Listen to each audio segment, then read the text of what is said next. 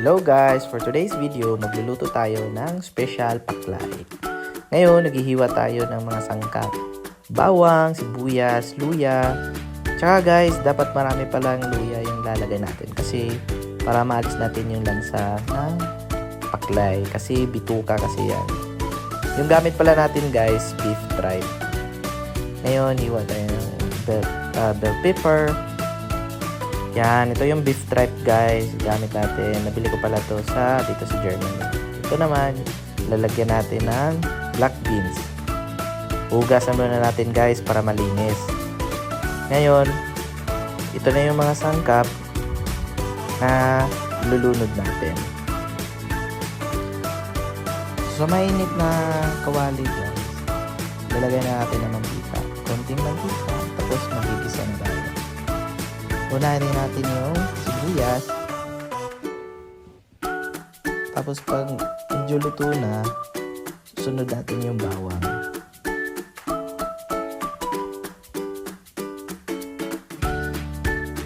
Pag matapos na yung bawang guys, pag medyo golden brown na, susunod naman natin yung luya guys. Pag medyo luto na rin yung luya, lalagay na natin yung beef tripe. Lagyan pala natin ng konting sabaw yan guys para hindi didikit yung beef tripe kasi medyo mainit na yung kawali natin. Ngayon mix lang tayo guys hanggang sa maluto yung beef tripe. Lagyan na rin natin ng toyo para panimpla. Tapos lagyan natin ng dark soy sauce, patis. Tansya-tansya lang pala muna guys para hindi mabigla natin yung kung medyo maalat o yung timplada natin kung ayon sa gusto natin.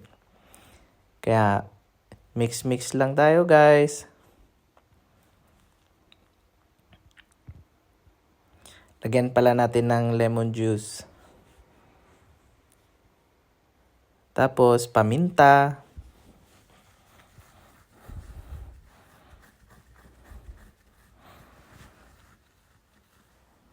Haluin lang natin ng mabuti. Ilalagay na rin natin ng black beans.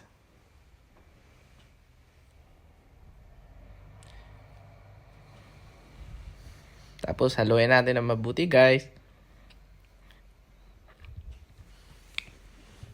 Naglalagay rin pala ako ng tomato paste. Para medyo malapot-lapot naman yung sabaw natin. Tsaka may kaunting kulay. Yung sa iba, ginagawa nila, nilalagyan nila ng atsuete sauce. Sunod natin yung pineapple chunks. Tsaka nilalagay ko rin ng sabaw ng pineapple juice. Para medyo manamis-namis naman yung ating paklay guys. Nilagyan ko ulit ng tomato paste. Dark soy sauce. Yung ginawa ko dito guys, tinatansya ko lang talaga. Lagyan ng konting magic sarap. Tapos halo-halo natin guys. Nilalagyan ko rin ng brown sugar. Para medyo manamis-namis. Halo-halo. Ayun na, malapit na guys. Susunod natin, ilalagay yung bell pepper para hindi naman masyadong maluto yung bell pepper natin guys. Sa huli natin ilalagay.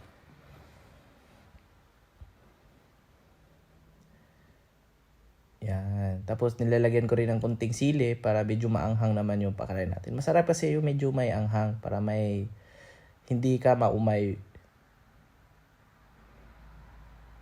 Mahilig rin kasi ako sa sili guys. Kaya ihalo na natin yung sangkap ng mga para sa paklay. Malapit na pala ito maluto guys.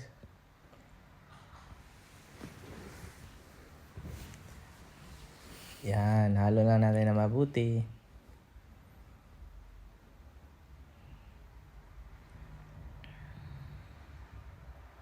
Ayan. Ready na to guys. Tikman lang natin. Kung ano lasa. Ayan. At luto na pala ang ating paklay. Thank you guys. Please subscribe and do not miss for another videos.